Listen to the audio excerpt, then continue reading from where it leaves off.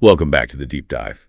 We spend so much time talking about economic issues, inflation, debt, inequality, and the arguments. They almost always come back to policy choices. Right. It's always about taxes or spending or what the central bank should do with interest rates. Exactly. But today, we're going deeper. We're going to tackle the very structure of the system that, produces these results in the first place. We're talking about the fundamental plumbing of it all. Yeah. Money itself. That's absolutely right. And the sources we've looked at for this, they make a really compelling case that these persistent systemic issues we face, the constant financial instability, the recurring bubbles, this deepening wealth gap. Things that never seem to go away no matter who's in charge. Precisely. They argue these are not the result of bad politicians or, individual moral failures. They are, quite simply, flaws built directly into the system's architecture. That's a huge claim, a really provocative one. We're diving deep into Chapter 12 of Public Money, the System Solution, and this source, it really tries to break what it calls the taboo of economics. It really does. It shifts the whole lens. It treats the existing system, which they call the debt money system, or DMS for short, as a scientific dynamic structure. And the conclusion is, if the structure itself is flawed, you can't just patch it. You can't. You need a complete structural overhaul, a system redesign, as they put it. And this isn't just some abstract theory, is it? Our mission today is to actually walk through their proposal for a transition to what they call the public money system, or PMS. Right. And the authors don't just wave their hands. They've provided the actual balance sheet mechanics using the 2018 Japanese economy as a real-world model. We are literally going to see how an entire nation's debt, we're talking hundreds of trillions of yen, can be eliminated. And the entire financial structure just reset. Step by meticulous step. It's pretty incredible to see laid out. So this sounds less like monetary policy and more like, financial engineering on a national scale. It is. It relies on a nation asserting its sovereign monetary power. Moving away from the idea of money created as interest-bearing debt. And toward money that's issued as an interest-free public asset. It's the ultimate expression of that sovereign power. That's the core of it. Okay, let's unpack this. Yeah. Starting with the fundamental diagnosis of the system we all live in right now, the debt money system, and why these authors claim it is fundamentally structurally broken. So, to start, we have to get our heads around this idea of system dynamics. Okay. The basic premise is, if you see a problem that repeats and persists over, long periods, decades, even centuries, like this cycle of financial crises, speculative bubbles, and then these painful economic contractions. The boom and bust cycle? Exactly. That problem is almost certainly inherent to the system's structure. It's not just a temporary malfunction or, bad management. It's a feature. And the debt money system, the DMS, where money is basically created when banks make loans at interest, that's what they identify as the root structural cause. That's the root cause. And the authors, they really point to Japan's experience, what people call the lost 30 years, as exhibit A of this kind of systemic failure. Where they tried everything, right? All this stimulus, zero interest rates, and it just didn't resolve the underlying stagnation. It couldn't, because they were treating the symptoms, not the structural disease. So to really understand the depth of this problem, we need a baseline. And the sources give us this. It's a simplified but incredibly powerful snapshot of Japan's macroeconomic balance sheets as of 2018. This is our step zero, the starting point. This is our step zero, the initial condition of the debt money system before any changes are made. So let's lay out those initial figures. Yeah. What did the monetary landscape actually look like in Japan in 2018? Okay, so the total money stock, M3, which is basically all the deposits and currency floating around, was about 1,400 trillion yen. 1,400 trillion. It's hard to even conceptualize a number that big. It is, but here's the crucial part. The base money, M0, that's the physical cash, plus the reserve deposits that banks hold at the central bank, was only 500 trillion yen. So right away, there's a 900 trillion yen gap. A huge gap. And that gap is our first big clue about where the structural issue lies. But the real headline number, the one that really defines the problem, is the government's debt. Which was just immense. Staggering. The government's accumulated debt stood at 1,000 trillion yen, a quadrillion yen. And it's not just the size of the debt that matters, is it? It's who holds it. That is the most important question, because that dictates where the interest payments are going to flow. So Of that 1,000 trillion, about 500 trillion was held by the Bank of Japan itself. Mostly from their quantitative easing programs, I assume? Exactly. They were buying up their own government's debt. Then commercial banks held another 200 trillion yen, and the rest, the final 300 trillion yen, was held by the private sector, so non-banking financial institutions, big pension funds, insurance companies, that sort of thing. Okay, so that's 1,000 trillion yen liability sitting on the Japanese government's books. What's the immediate, the non-negotiable consequence of carrying that? It's this constant, painful, parasitic drain of interest payments. It's relentless, even if you assume a very, very low average interest rate of just 1% across all that debt. Which is probably generous. Very generous. But even at 1%, the government needed an annual budget of 10 trillion yen just to cover the interest. Just servicing the debt, not paying it down. Not paying a single yen of principal, just paying the carrying cost. Now think about that for a second. 10 trillion yen is just taken out of the productive economy. That's money that could be funding healthcare, education, infrastructure. But instead, it's just dedicated to paying the interest on past borrowing. Right. And who gets that 10 trillion yen? The creditors. The creditors. The sources really hammer this point home. 70% of that interest cost, so 7 trillion yen, flows right back to the Bank of Japan and the commercial banks. So it's a continuous forced transfer of public wealth directly into the financial sector. Year after year after year, before a single public servant gets paid, before a single road is built. This, for the authors, is the perfect example of the systemic bias of the debt money system. And this really sets the stage for what they call the first core essence of the DMS, the fundamental and kind of shocking truth that our money is total debt. That's the deepest part of the diagnosis. If you look at that total money stock, the M3 of 1,400 trillion yen, it is intrinsically definitionally tied to the total private and government debts owed to the banking system. So when a bank makes a loan, it simultaneously creates a deposit in the borrower's account. That's the money we use. And it creates a liability, a debt, for the borrower. The entire money stock is just the aggregate record of all the outstanding loans. So the money in my bank account, that asset only exists because it's someone else's liability. My money is somebody's debt. Exactly. Your money is someone else's debt. It is brought into existence literally out of nothing, and it is always accompanied by an obligation to pay interest. And this is so crucial for understanding the system's inherent instability. Because when debt gets paid back, the money just disappears. It's extinguished. It vanishes from the system. So if the economy slows down, people get nervous, they start paying down debt, the money supply actually contracts, it shrinks. And the economy can spiral into a recession precisely because the functional money, the money we use to transact, is disappearing. This endogenous creation and destruction of money, all governed by the private debt cycle. That's the source of the instability. That is the engine of the boom-bust cycle. And this leads us to the second, and I think for many people, the most unintuitive essence of the system. Yeah. That it's all an enormous zero-sum game. Yeah, this is a concept that really needs careful unpacking because it just runs completely counter to how we intuitively think about wealth in an economy. Right. The point is, when you aggregate the financial balance sheets of the entire nation, the central bank, all the commercial banks, the government, and the entire private sector, the total financial net assets always structurally sum up to zero. 0 trillion yen. How can it possibly be? I mean, we're talking about Japan, an incredibly wealthy, productive economy. Surely the total financial net worth is not zero. And that's the key distinction.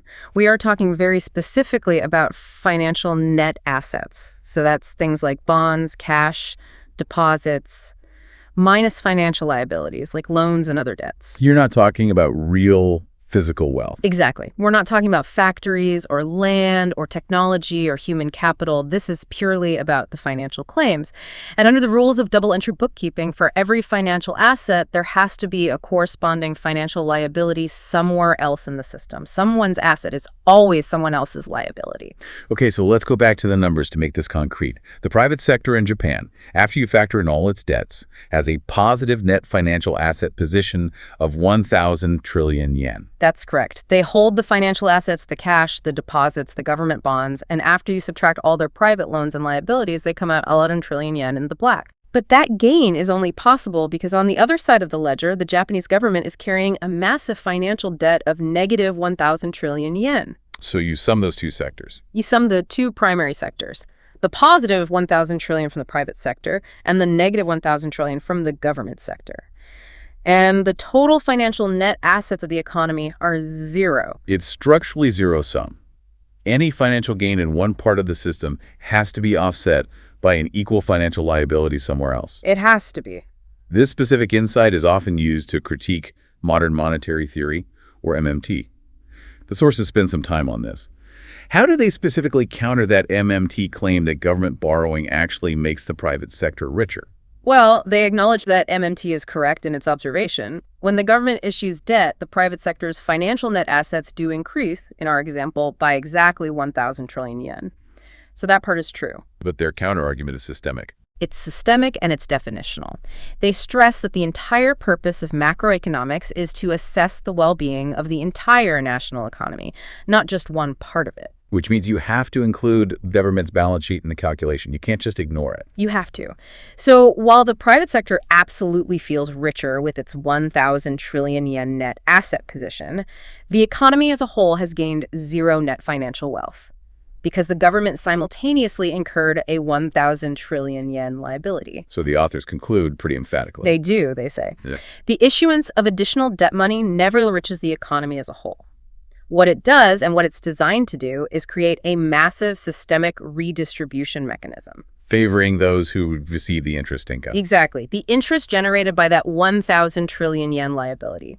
The system is designed to redistribute wealth upwards, not to generate net financial wealth for the public. Wow. Okay, so that reframing that the core problem is architectural and zero-sum, it demands an equally radical solution.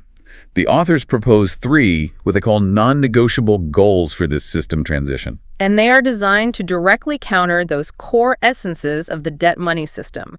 They are 3 deep structural changes. What's the first one? First, you have to convert all existing interest-bearing debt money, like the notes issued by the Bank of Japan, into interest-free public money. This is the most fundamental change. The money itself has to change its intrinsic nature. And the government debt. That has to vanish. Yes.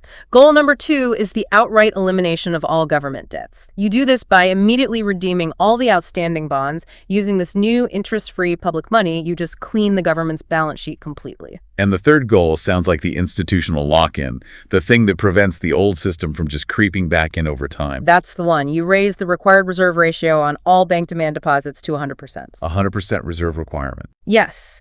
And that single action completely dismantles the fractional reserve banking system. It strips commercial banks of the power to create money out of thin air via lending. Money creation then becomes solely and explicitly a public function. Okay, so those 3 goals set the foundation for the public money system. But before we get to the nitty-gritty mechanics of how the balance sheets change, we have to talk about how they plan to pull off such a profound shift in power. Without it all descending into chaos. Right. Let's shift our focus to part 2, restructuring authority and ensuring safety. This is all about the governance model. So, the authors, they start from this very first principle. They assert that the power to issue and regulate a nation's currency is intrinsically tied to state sovereignty. It's a core power of the state. It is. Historically, they argue it belongs right alongside the big 3, the legislative, the administrative, and the judicial branches. They even call it the 4th power of the state. But that's not how it works now. Internationally, this power has clearly been delegated or maybe outsourced to central banks. Right, which often operate with this degree of independence that removes them from direct democratic accountability. The sources suggest this was often the result of a historical accident or, in some cases, a constitutional loophole. They mention the U.S. context. They do. In the U.S., Article 1 of the Constitution explicitly grants Congress the power to coin money. But that power was, in their words, essentially hijacked by the Federal Reserve Act of 1913. Which transferred control to a semi-private, decentralized system of banks. Exactly. And you see similar patterns elsewhere. Turkey's constitution might vest the power in parliament, but in practice, operational control is delegated to the central bank. And Japan's post-World War II situation sounds like it was particularly critical in allowing the current system to really take hold and flourish. It's a fascinating case. The GHQ-drafted constitution, which is still in force today, notably failed to stipulate where this monetary power resides. It doesn't assign it to any of the branches of government. So it created a constitutional void. A perfect constitutional void. And that created the perfect environment for the debt money system to fill the gap. It allowed the Bank of Japan, which is this very peculiar corporation, it's 55% government-owned but still partially listed on the Tokyo Stock Exchange, to assume control over the entire nation's currency supply. So the very first step of this system transition has to be resolving that political and constitutional ambiguity. You have to fix that first. So goal one of the structural overhaul isn't just about printing new money. It's about establishing a crystal clear democratic chain of command for monetary power. How do they propose reorganizing the existing monetary authority to achieve that? The plan is pretty comprehensive. It starts with fully nationalizing the Bank of Japan, removing its quasi-private status, and then dissolving it as an independent entity altogether. And its functions get absorbed. They get split and absorbed by two new publicly accountable bodies. Okay, let's define those new bodies for everyone listening. Okay. Let's use the acronyms, but also their clear function. Absolutely. The first is the policy-setting body. This is the one that decides the quantity of money stock. This is assigned to the Public Money Administration, or PMA. And where does it sit in the government structure? This is key. The PMA is structured to sit directly under the legislature, the Diet in Japan's case.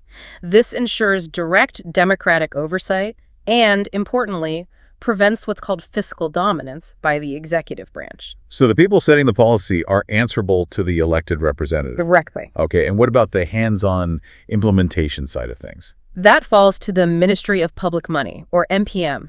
This is a new ministry established within the executive branch, like the Ministry of Finance. And it takes over all the old central bank's jobs. All of them. All the day-to-day implementation tasks, treasury operations, circulating the new currency, managing the public accounts, and it absorbs all the employees and all the local offices of the former Bank of Japan. So all those Bank of Japan employees, they just become public servants. They become public servants of the Ministry of Public Money.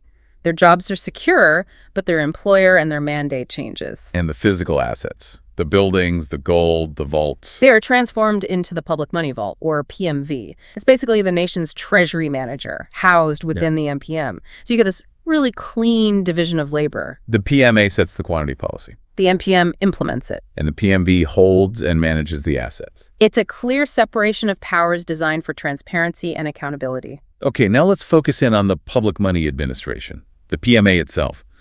This body holds the ultimate power to issue or withdraw currency to keep prices stable. How is its governance structured to prevent political manipulation? Because that is always the first criticism you hear. It is the they'll just print money argument. Yeah. And the governance structure is designed specifically to neutralize that risk through institutional balance. So it reports to the legislature, the Diet. And what about its makeup? It's made up of 9 members, which mirrors the structure of the old Bank of Japan Policy Committee, so it's a familiar size. And what's this internal balance you mentioned? It's a really clever design. It's built around this concept of a supply side versus a demand side for money. Okay. So the committee is chaired by the Minister of Public Money, who serves a fixed 5-year term and can't be easily removed. But beneath the chairperson are 2 vice chairs. One represents the supply side, nominated by the Ministry of Public Money. Their focus is on monetary stability. And the other? The other vice chair represents the demand side, and they're nominated by the Ministry of Finance, the MUF. So the Ministry of Finance represents the actual fiscal needs of the government, the demand for new money to fill budget gaps. Exactly. While the MPM representatives, the supply-siders, are focused on the appropriate supply of money needed to maintain price stability. It creates a natural, healthy tension. A structural conflict almost. A structural conflict by design. The remaining 6 members are split evenly. 3 nominated by the supply-side MPM and 3 by the demand-side MUF.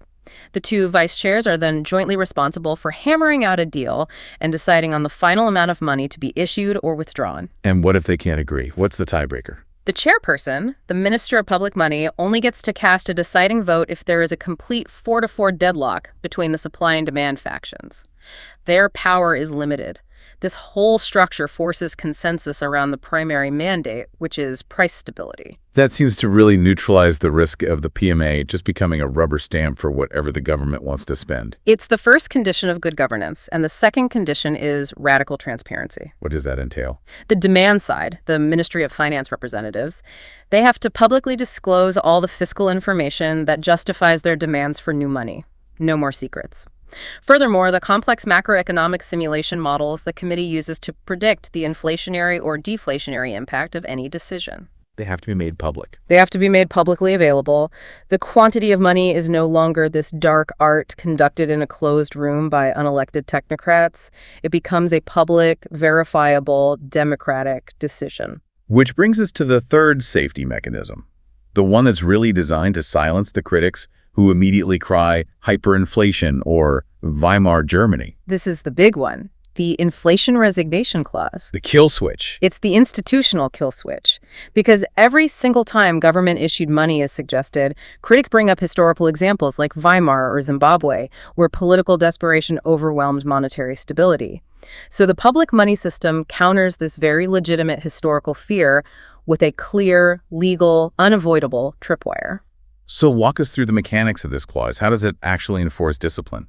The law would mandate that the Minister of Public Money must resign without exception if the core consumer price index, the CPI, overshoots a predetermined target range, say, for example, plus or minus 5%, for a set number of consecutive periods, maybe 5 months. So you directly tie the career and reputation of the ultimate decision maker to the primary mandate of price stability. It's the ultimate accountability. Your job is on the line. This completely changes the risk profile for that office.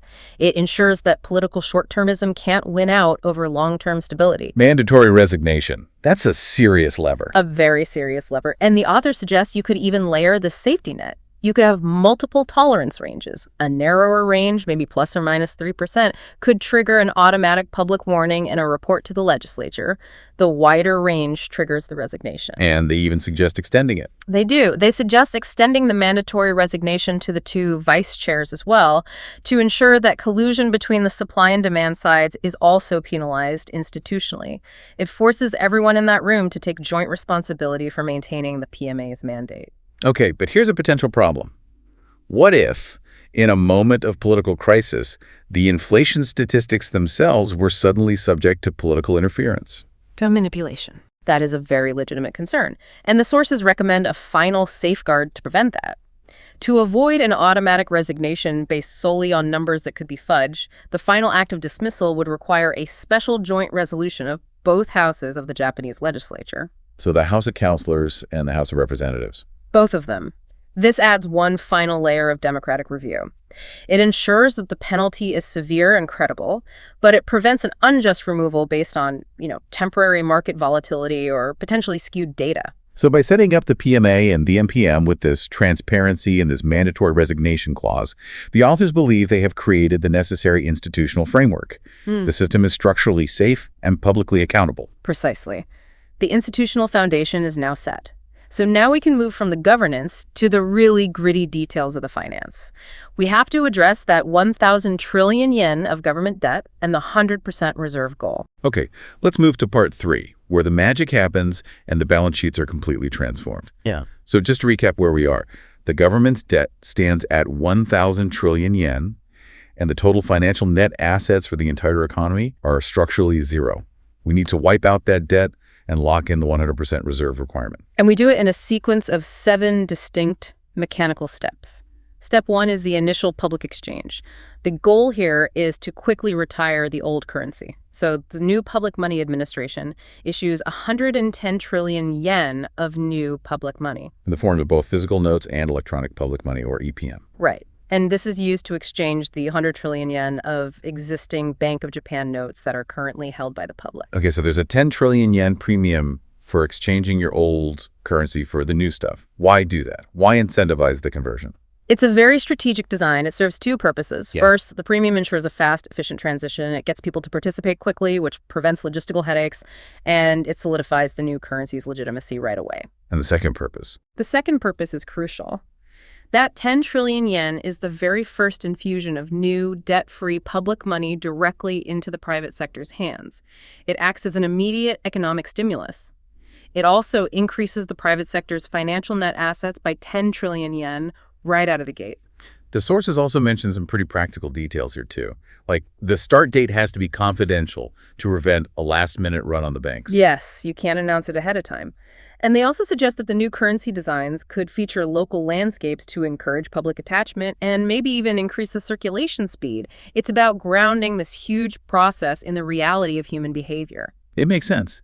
But step 2, that's the real game changer. This is the one that uses that new sovereign monetary power we just established. This is the big one. Step 2, creating government deposits. The PMA issues 1,000 trillion yen of public money electronically as EPM and transfers it directly into the government's own deposit account within the public money vault. Okay, this is the moment where critics would instantly start screaming, money printing, hyperinflation. Of course. But the defense lies entirely in the nature of this issuance. This 1,000 trillion yen is not alone. It's backed by the sovereign power of the state to issue its own money. And unlike a bond, it is recorded as an interest-free net asset for the government. It is not a liability. It is not a liability. And that single action, that one transaction, instantaneously converts the government's negative 1,000 trillion yen net financial asset position to zero. The debt is effectively contained and neutralized on the government's books. So the government had just used its own sovereign monetary power to generate $1 trillion or a 1,000 trillion yen war chest, specifically to liquidate its own debt. That is precisely what has happened. So now we move to the debt redemption phase. We use this new liquidity to pay off the bondholders. And this happens in 3 quick targeted stages, steps 3, 4, and 5. Okay, so step 3 targets the biggest creditor, which is the former central bank, now called the Public Money Vault, or PMV. Right. The government uses 500 trillion yen of its new deposits to redeem the bonds held by the PMV. So on the PMV's balance sheet, its assets, which were the government bonds, and its liabilities, which were the government deposits, are both reduced by 500 trillion yen. So this is mostly just an internal accounting cleanup. It's a big cleanup. It retires half the national debt with almost no external market impact. Okay, so what's step 4? Step 4 targets the commercial banking sector. The government uses another 200 trillion yen of its deposits to redeem the bonds that are held by the commercial banks. And where does that money go? That money is transferred directly into the bank's reserve deposits that are held at the PMV.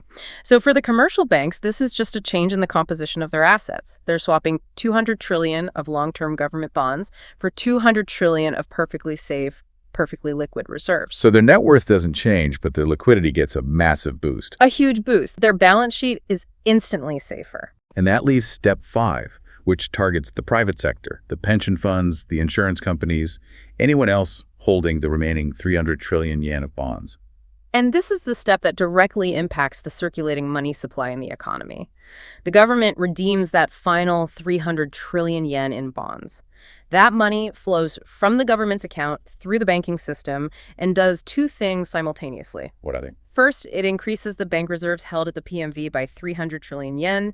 And second, it increases the private sector's demand deposits, the money in their bank accounts, by the exact same amount. Okay, so with steps 3, 4, and 5, the second big goal is achieved. Government debt is zeroed out. The government is cleaned up. Completely. And just as importantly, 300 trillion yen of brand new debt-free money has just flowed directly into private savings, providing another major stimulus to the economy. Right, so the total financial net assets of the private sector have just jumped by 310 trillion yen. That's the 10 trillion from the premium, plus this 300 trillion from the bond redemption. That's correct.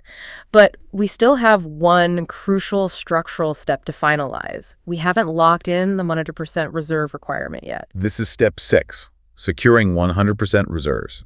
This is the moment we eliminate the ability for banks to create functional money through fractional reserve lending. Right. We need to be really meticulous with the numbers here. Let's calculate the final reserve position. Before this step, the commercial bank's main liabilities, their customer demand deposits, total 1,000 trillion yen.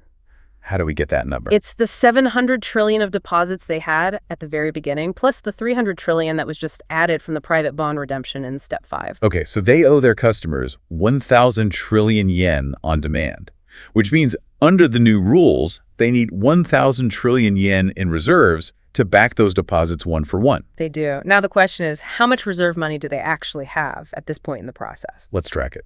So we started with 500 trillion of base money. Roughly 100 trillion of that was converted into physical cash in step 1, which leaves 400 trillion as the initial reserves. Then we added 200 trillion when the bank's government bonds were redeemed in step 4, and we just added another 300 trillion from the private sector bond redemption in step 5. So that's 400 plus 200 plus 300, which equals 900 trillion yen in total reserves. Exactly. So we have a problem. Demand deposits are 1,000 trillion yen, but the reserves held against them are only 900 trillion yen. We have a 100 trillion yen shortfall to hit that 100% reserve target. And that 100 trillion yen gap has to be closed, instantly and structurally. So the PMA issues an additional 100 trillion yen of public money, but it does so in a very specific way. Oh. It provides it to the banks as an interest-free, collateral-free public money loan. Now, this loan is not for making new investments. It is purely a balance sheet adjustment tool. So on the bank's books, they record a 100 trillion yen increase in their reserves on the asset side. And a corresponding 100 trillion yen public money debt on their liability side. The interest-free nature of that loan is absolutely vital here. It is. It's not meant to extract any profit or create more debt cycles. It's simply a tool to facilitate the necessary structural change to a safer banking system. And once that 100 trillion yen loan is issued, the bank's reserves hit 1,000 trillion yen, which perfectly equals their 1,000 trillion in demand deposits. The 100% reserve requirement is structurally enforced. Fractional reserve banking is terminated. Which takes us to the final mechanical step, step 7, the birth of a new nation with a fundamentally reformed financial system. That's it. So let's look at the total amount of public money issued by the PMA and the MPM to complete this entire transformation. What's the final tally? The total new public money issued is 11,110 trillion yen.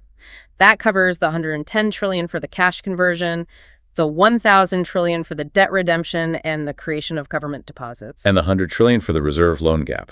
Exactly. Yeah. And we're excluding the 600 trillion yen in pre-existing time deposits from this calculation. As they are treated differently, they aren't immediately circulating transaction money. So what does all this mean for the circulating money supply for M1? M1, the money used for daily transactions, stabilizes at that 11,110 trillion yen figure.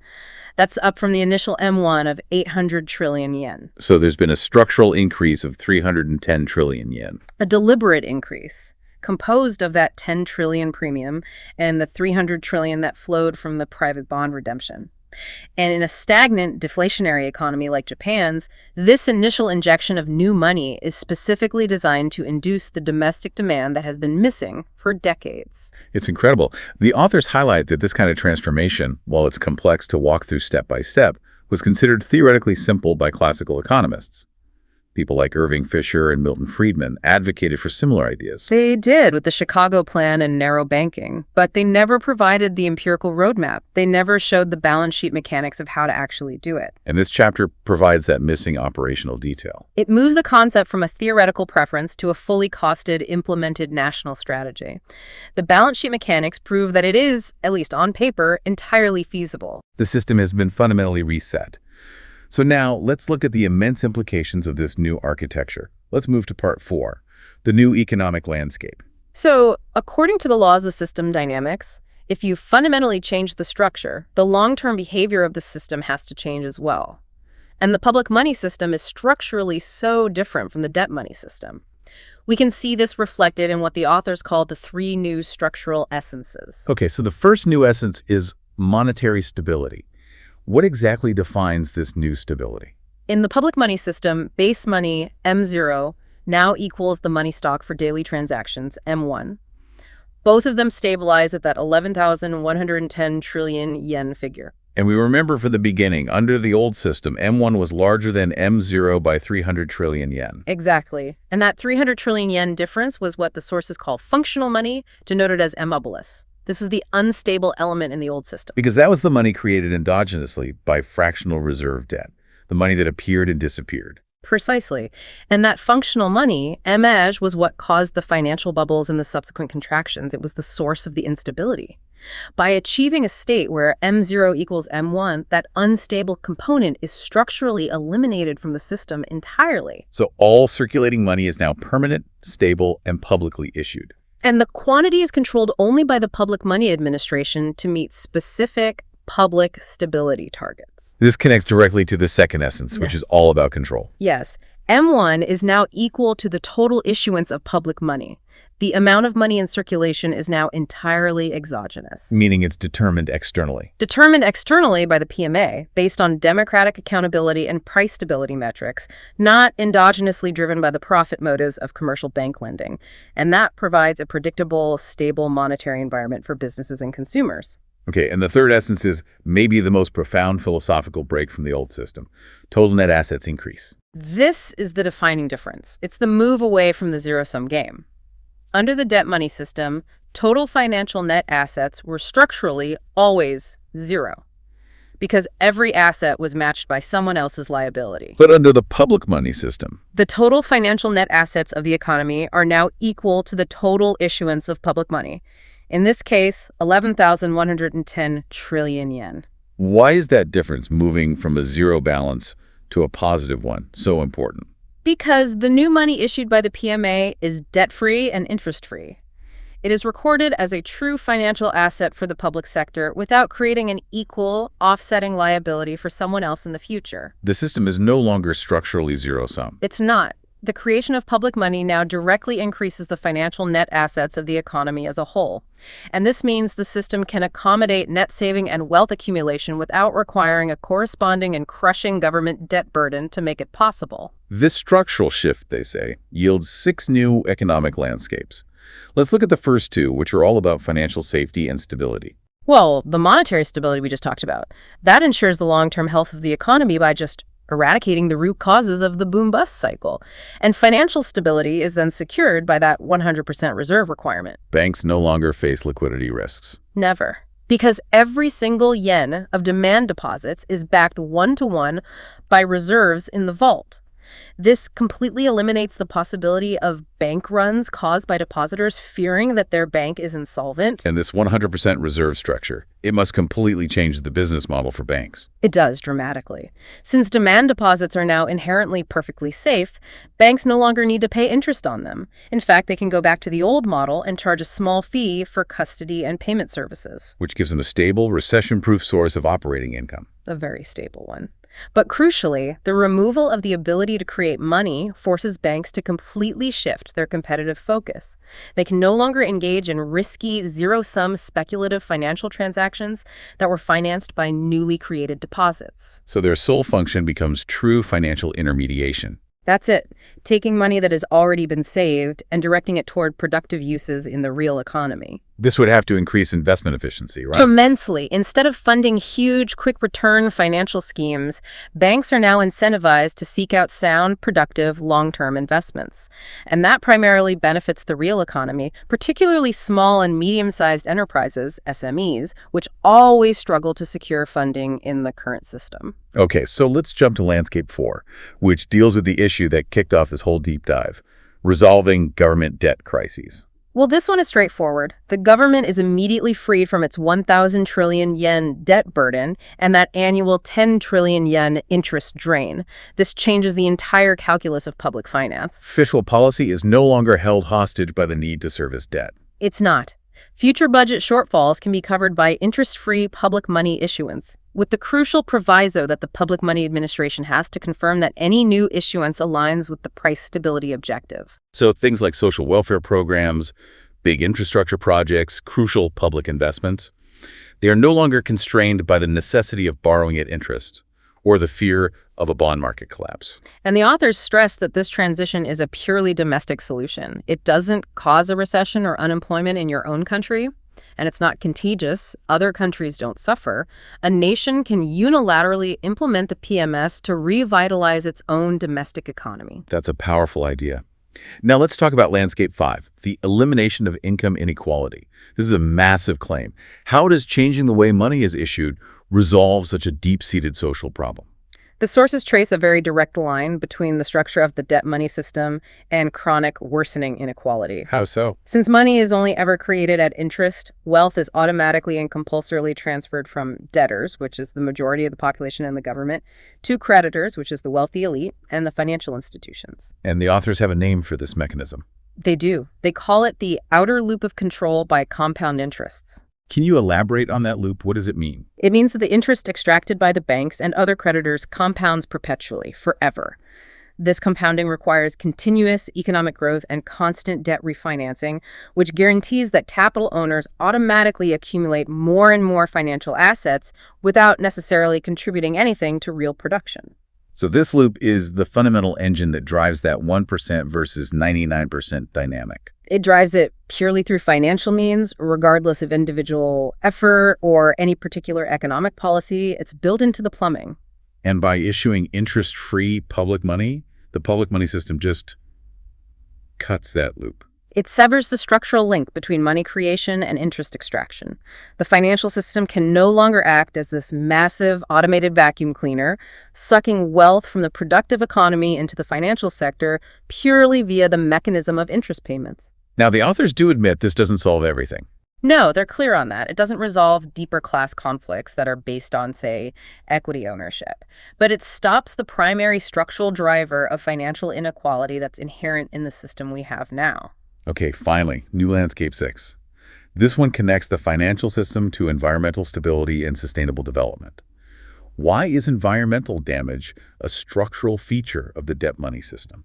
It's a really compelling argument, and it's based on structural pressure. Under the DMS, everyone, producers, households, governments, is constantly under pressure to service compounding interest on their debts. So the immediate imperative is always to find the money to make that next payment. Always. It's about cost reduction and maximizing sales volume to generate the revenue you need to meet those debt obligations. The debt is a taskmaster. And debt pressure forces short-term, often unsustainable decisions. Exactly. What is the easiest and fastest way to reduce your costs and maximize your profit margins? It's often through the externalization of costs. Ignoring environmental degradation, dumping pollutants, delaying necessary but expensive infrastructure upgrades. All of it. The constant pressure of debt servicing directly conflicts with the long-term, often expensive investment required for true sustainable practices or environmental conservation. So by removing that crushing systemic pressure of debt servicing, the public money system breaks that conflict. It does. It allows governments and corporations to prioritize public goods, environmental conservation, and stable management, because that structural imperative to perpetually cut costs to pay interest is just gone. The financial system no longer requires exponential growth fueled by environmental disregard just to remain solvent. So we've established the diagnosis, the new governance structure, and the massive resulting economic benefits. Now let's wrap this up by looking at the practical implementation, this specific multi-year plan that would be required to execute this massive transformation. Part 5, roadmap and conclusion. The sources, they don't just leave the implementation to chance. They provide a specific phased roadmap for Japan, which illustrates that while this process is incredibly complex, it is fully feasible and manageable over a defined period of time. Okay, so let's assume a starting point of, say, 2023-24. What are the first critical years in this roadmap? 2023 to 2024 is dedicated entirely to that first public-facing logistical step. The exchange of the old Bank of Japan notes for the new public money. That's process 1. And that alone requires a massive public awareness campaign and huge logistical support. All managed by the new Ministry of Public Money. It's a huge undertaking. Okay, and the following year, 2024-25, is where the balance sheet really truly starts to change. Yes, that is the pivotal year. This is when the Public Money Administration issues that 1,000 trillion yen, creating the government deposits, that's process 2, and simultaneously the government executes the largest single debt redemption, targeting the 500 trillion yen held by the former Bank of Japan. That's process 3. And doing that first is the fastest way to reduce the overall interest drain on the public purse. By half, in one go. The remaining redemptions are then strategically phased to avoid overwhelming the financial system. That's right. So 2026 to 2027 is dedicated to redeeming the 200 trillion yen held by the commercial banks. That's process 4. And this gives the banks time to adjust their asset structure, moving from holding long-term bonds to holding 100% liquid reserves. And then from 2028 to 2029. That period focuses on redeeming the final 300 trillion yen held by the private sector. That's process 5. And at that point, the debt elimination is complete. But there's still one final act of structural reform left. The final piece of the puzzle. That happens in 2029 to 2030. This is when the Public Money Administration issues that final 100 trillion yen public money loan to the banks to close the reserve gap. This secures the 100% reserve requirement. That's process 6. Okay, so assuming this lump sum repayment schedule, the government's debt is entirely eliminated by the end of 2029, and the transition to the public money system is structurally complete by 2030. The simulation results that the authors provide confirm this timeline. It shows base money, M0, and the money stock, M1, converging and then stabilizing around that 1,100 trillion yen mark by 2030. The system achieves stability, it eliminates the debt, and it increases the total financial net assets of the economy, all of which are verifiable outcomes of this 7-step process. The sources make a final, really forceful argument here about the restoration of democratic control over money. They do. Their ultimate conclusion is that the debt money system essentially allowed vested private interests to capture and control the monetary power of the state. And this resulted in a system that is characterized by chronic instability and this relentless redistribution of wealth to the very top. And the proposed public money system, with all its new governance structures, the PMA, the MPM, the transparency rules, that resignation clause, it reverses this dynamic. Completely. It explicitly brings monetary power back under the control of we the people. It aims to restore responsible, debt-free fiscal management as the norm, not the exception. So what does this all mean for you, the listener? I think it means that if you look at the chronic structural issues that plague modern economies, these endless financial crashes, crippling public debt, this forced transfer of wealth, they are not accidental failures. They are the design features of a system where money itself is created as interest-bearing debt. And the analysis argues that fixing these issues requires nothing less than a complete mechanical overhaul. Yeah. It's not about just fiddling with the dials. It's about rebuilding the engine.